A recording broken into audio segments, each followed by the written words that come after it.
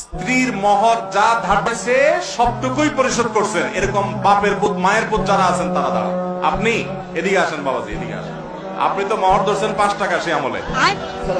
ওয়ালাইকুম আসসালাম। বাবাজি আপনি 27,500 টাকা মহরের বাদ ছিল, 30,000 টাকা দিয়েছে। মারহাবা, নারায়ে তাকবীর। মহরে দেওয়ার পরে দেখা করছে মহর কত ধরছিল? 27,500। কত বছর আগের বিয়ে? 5/4/1998।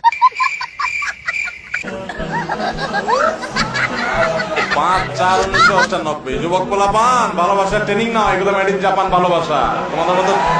তোমাদের মতো মেড ইন চায়না 2 নম্বর ভালোবাসা না। ইটিস পিটিস 2 নম্বরই করবার ভালোবাসা। আগে রিয়েল ভালোবাসা হলো এগুলা, 2 নম্বর পথ না। মাশাআল্লাহ, একবারে বিয়ের তারিখ এরকম কড়কড়া মুখস্থ করে দিয়েছে। আপনি কি এটা জিকির করেন নাকি মাত্র?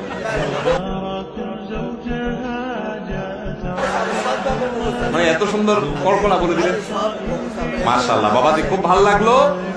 মহারণা দিয়েছেন কতদিন পরে বিয়ে?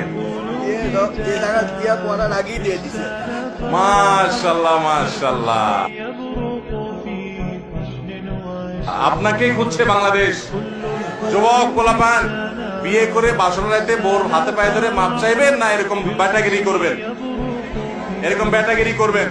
মহর 10 লাখ 20 লাখ ধরবেন, 10 টাকা দেওয়ার ক্ষমতা নেই, সব 2 নম্বরই করবেন না। যা পারবেন তা ধরবেন, বুঝেন নাই?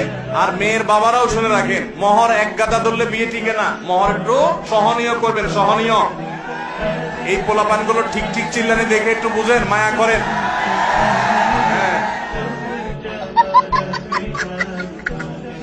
মেয়ের বাবারা বুঝতেছেন, মহর এক গাদা হলে শান্তি হয় না বাবা।